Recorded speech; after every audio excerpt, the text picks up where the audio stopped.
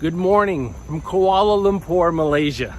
Today we're visiting Deer Park, which is an actual indoor-outdoor style zoo that is right in the middle of the urban environment, right where they built this beautiful park. So imagine at lunchtime you leave your office building and you go wander during lunch and you see live animals in a forest environment. That's good city planning. While we are out and about enjoying this beautiful day, I also want to ask you a few questions, and I want to talk to you a little bit about a story about brave people who made a decision that at the time seemed crazy, and their families and their friends begged them not to do it. But making that decision changed the entire world.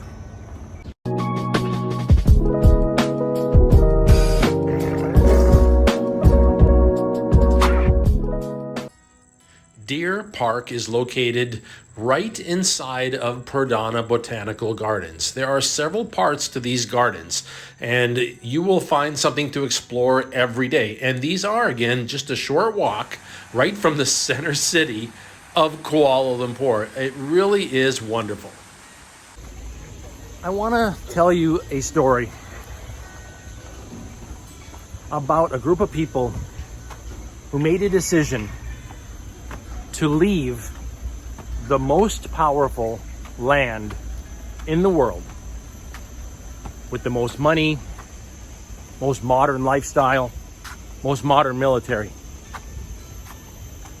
and travel dangerously on wooden ships across a partially unknown ocean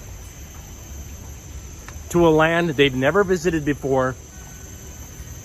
And the only information about it they knew is that it was harsh and dangerous. The difference between where they were living and this new land is in the new land, they can make a new life and be free. That was the decision that they took. And they set off, and many of them died either in transit or in the first year in that harsh new land.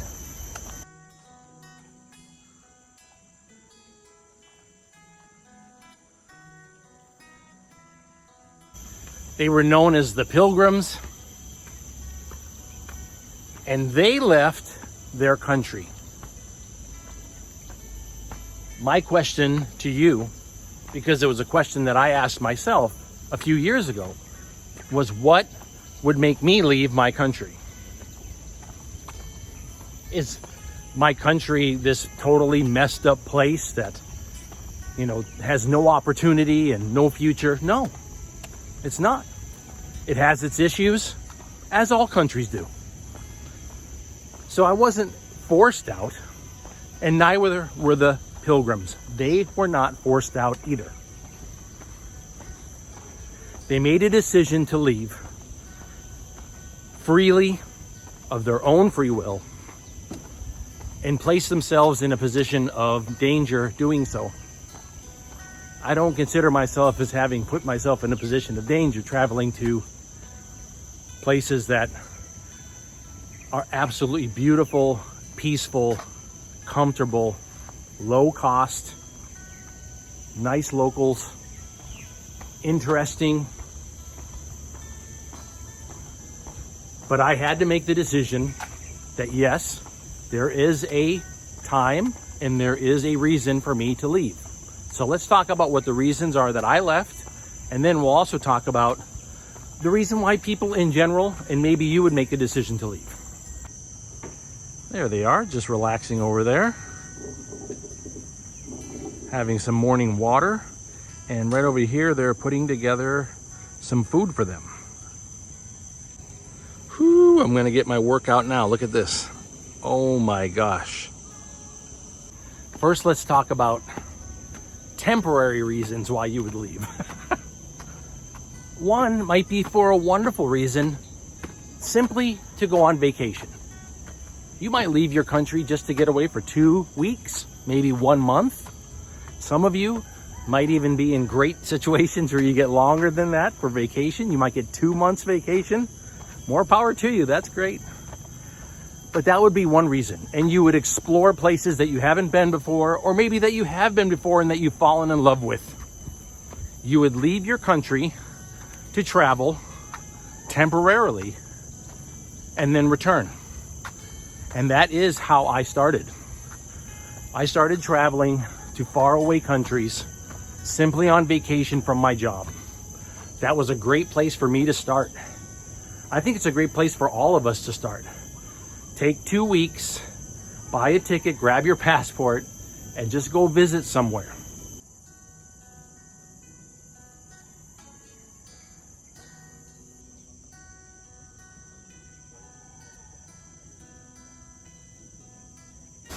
The next time that you might leave, also temporary, is for work. You might go and take a contract overseas. Maybe your company offers you the ability to go to another country to work for a year. Taking positions overseas, taking contracts, these are great ways to see the world. They can also be great for taxes too. You can save a lot of money. But they get you out of your normal environment and gives you a chance to see the world a little bit. That really worked well for me as well. During the global CV thing that we had, there's only some things we can say here on YouTube. I took a contract overseas and it was fantastic. I had no problem traveling, and it gave me a chance to see the way other countries were handling that situation, which was very different than the way my country was. And it gave me a chance to still travel in a time when the world was, basically locked down. I think it helped solidify for me that I did want to live overseas, that I did want to make a change in my life. And I think it can for a lot of people. I do recommend, if you get a chance, it could be good for your career as well. Take a contract overseas for at least a year. Go see another country. You will definitely enjoy it, and you will make good money. They generally pay well, and you save a lot.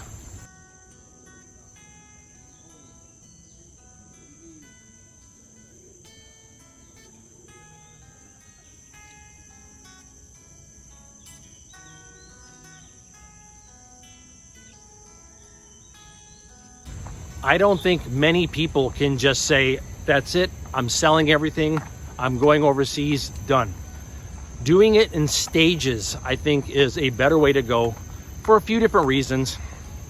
One is you want to make sure that you're going to the right place, the place that you're really going to be comfortable. So go spend a month there.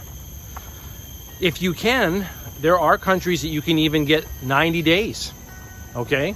Go spend 90 days. The Philippines, Thailand, very easy for you to be able to go for 90 days. Get a chance to meet with the locals, the food, the environment, the climate, everything. That's another thing. Go during different times of the year while you're vacationing. Don't always go during the perfect weather time. Go when there is inclement weather so that you get a chance to see what the environment is like year-round.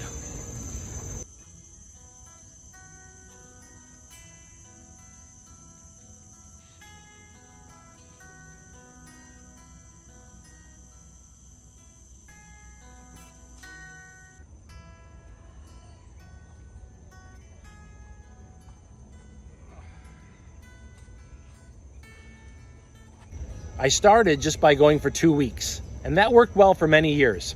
I would do 2 weeks a couple times a year.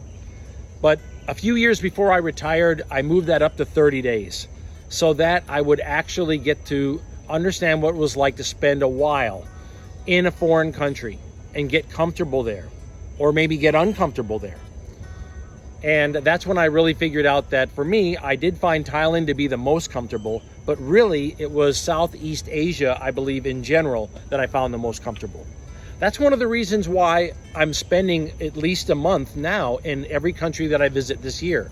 And next year, I will continue on with that in other countries, in other areas, because I really want to get that feel of the land. I want to get a feel whether I'm comfortable here, whether I adapt to it well, or whether maybe it's the environment just isn't rubbing me the right way.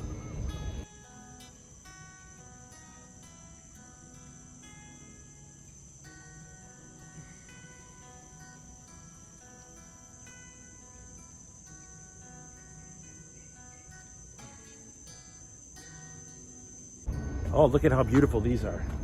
Look at this here. Let me bring you right up to this. Whew, that's beautiful, yeah? That's nice. Let's talk about why you would leave your country permanently. Why would you leave for good? For me, there are two scenarios when I would leave a country permanently. And I'm not saying that I've left my country permanently. I have left to go abroad for my retirement. Will I go back? That remains to be seen. That is based upon forces that are more powerful than me.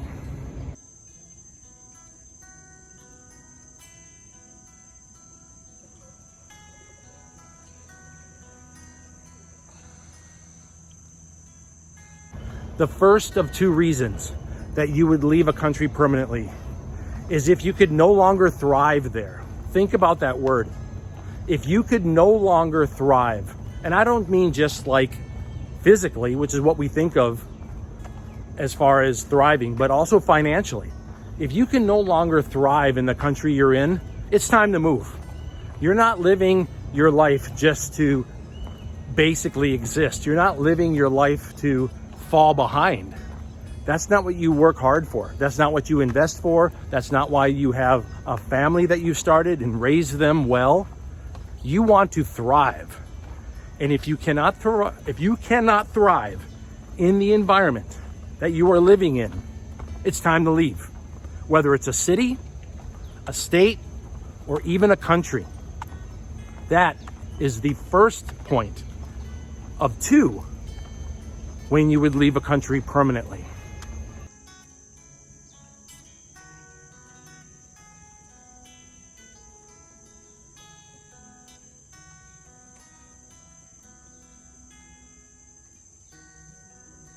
The second reason that you would leave a country permanently, in my opinion, is if you're not safe there. If you feel that your life is in danger in that country.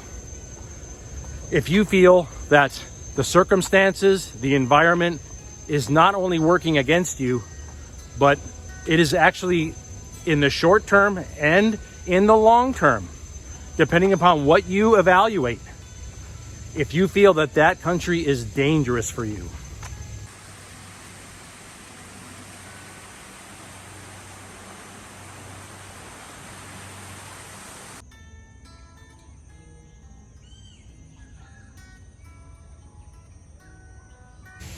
But how would you know?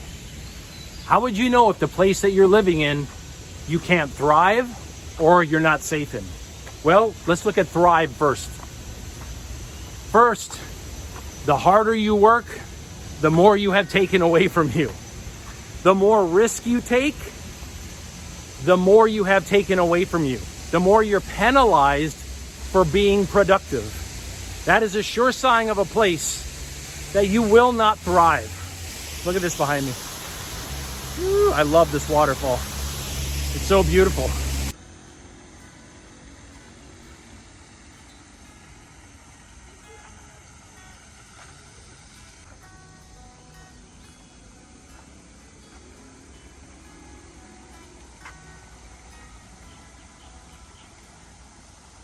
That is the number one sign that you will not thrive. The harder you work, you should get more from the country that you're living in. It should give you some sort of a reward. It should give you some sort of a thank you. It should say to you, outstanding. And the harder you work, we've got your back. There are countries that when you go there and you set up a business of any size, small, medium, large, the government will ask you, what can we do for you? What do you need from us? How can we back you up? How can we support you on this endeavor? How many people do you intend to employ? What can we do to support that? There are countries all over that will look at the valuable job skills that you have, and they'll be welcoming to you, giving you long-term visas, residence status, citizenship.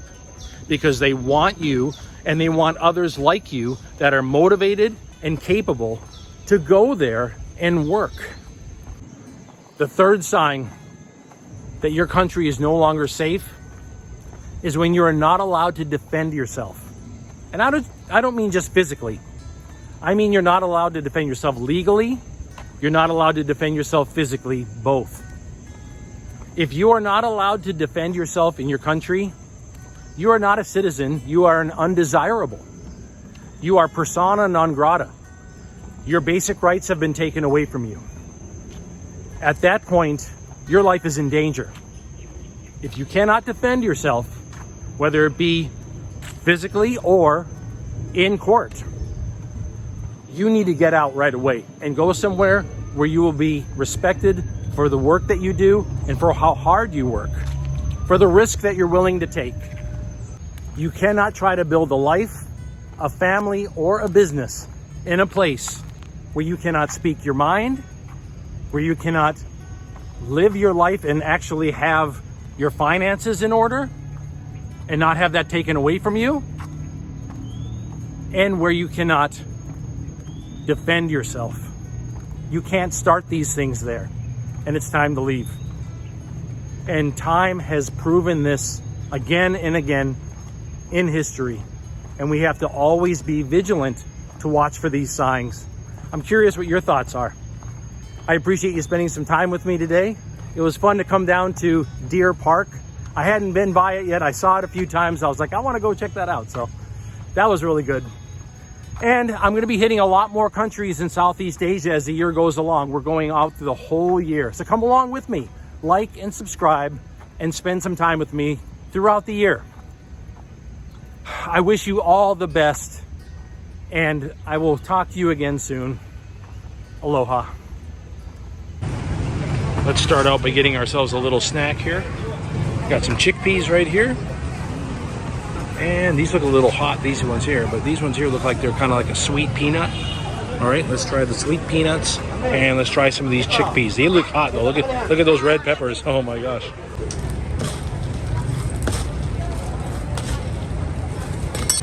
All right, we got a lemonade here.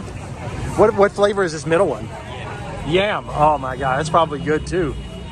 And then that's chocolate at the end. But I'm gonna do this lemonade. Look at this one here. Look at this. It's got all kinds of good stuff in there. Oh my goodness, it's got mint in there. It's got lemon. All right, so we're gonna do that lemonade.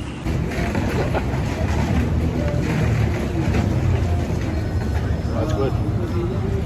Woo. That's really good, very refreshing. It does, it's got like mint in there. Fresh mint and lemon in the, it's like a combination of lemonade and iced tea. Okay, these are the hot chickpeas right here. I'm worried about these, but we're gonna give them a try. Right here, hot chickpeas.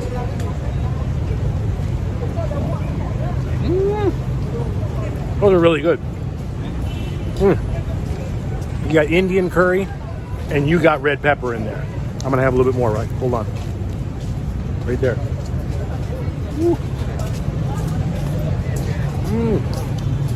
Oh, really good.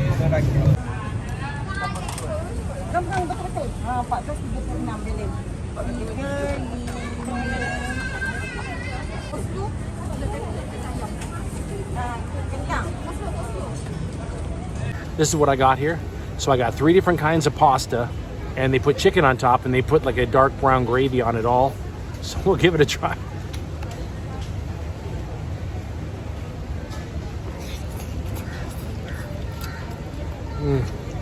Really good. That's a spicy tomato sauce right there. Spicy, like a red pepper tomato sauce. Whoa. I'm gonna have another bite of that one.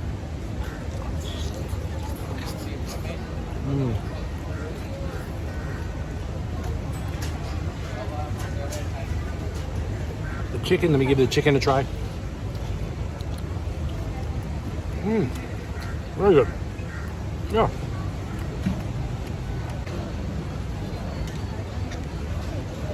There's a different pasta that I got.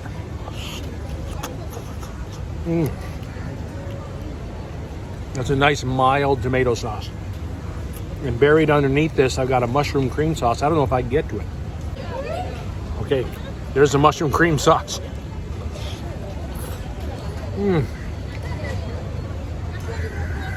That was a really good selection. I think my favorite though is that spicy red pepper one. It's hot though.